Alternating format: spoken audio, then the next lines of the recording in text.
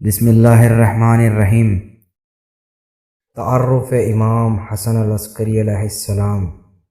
حضرت امام حسن عسکری علیہ السلام، جن کا اسم مبارک حسن ہے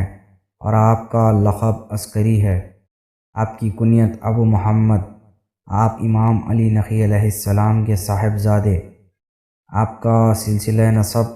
امام جواد علیہ السلام، امام رضا علیہ السلام کے ذریعے حضرت امام علی علیہ السلام و جناب فاطمہ الزہرا صلوات اللہ علیہا تک پہنچتا ہے۔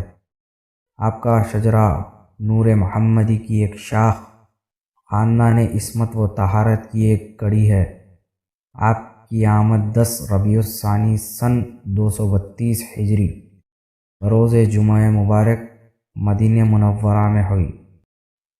ایک شخص نے رسول اللہ صلی اللہ علیہ وآلہ وسلم سے سوال کیا، میں نے توریت میں آپ کے اوصیاء کے نام ایلیا، شبر و شبیر پڑھا ہے، یہ تو علی و حسن و حسین ہو گئے،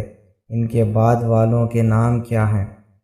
تو آپ صلی اللہ علیہ وآلہ وسلم نے فرمایا،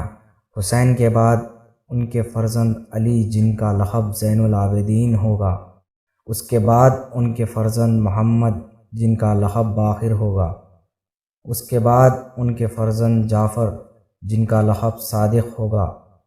اس کے بعد ان کے فرزند موسیٰ جن کا لقب کاظم ہوگا، اس کے بعد ان کے فرزند علی جن کا لقب رضا ہوگا، اس کے بعد ان کے فرزند محمد جن کا لقب تقی ہوگا، اس کے بعد ان کے فرزند علی جن کا لقب نقی ہوگا، اس کے بعد ان کے فرزند حسن جن کا لقب عسکری ہوگا، ان کے بعد ان کے فرزند میرا ہم نام ہوگا جن کا لقب مہدی و قائم ہوگا۔ امام حسن العسکری علیہ السلام کی سخاوت۔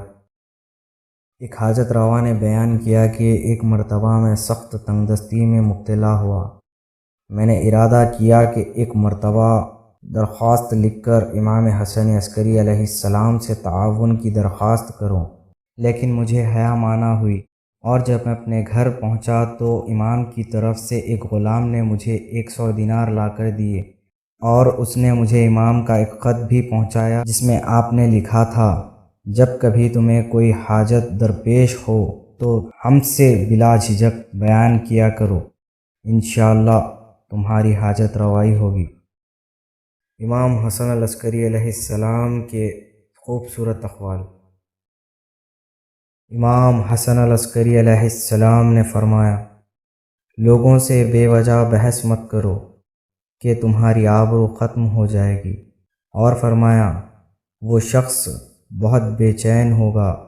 جو لوگوں سے بغض و کینہ رکھے گا، اور فرمایا، جاہل کی تربیت کرنا اور کسی شخص کی عادت چھوڑانا معجزے سے کم نہیں۔ جزاک اللہ الخیر۔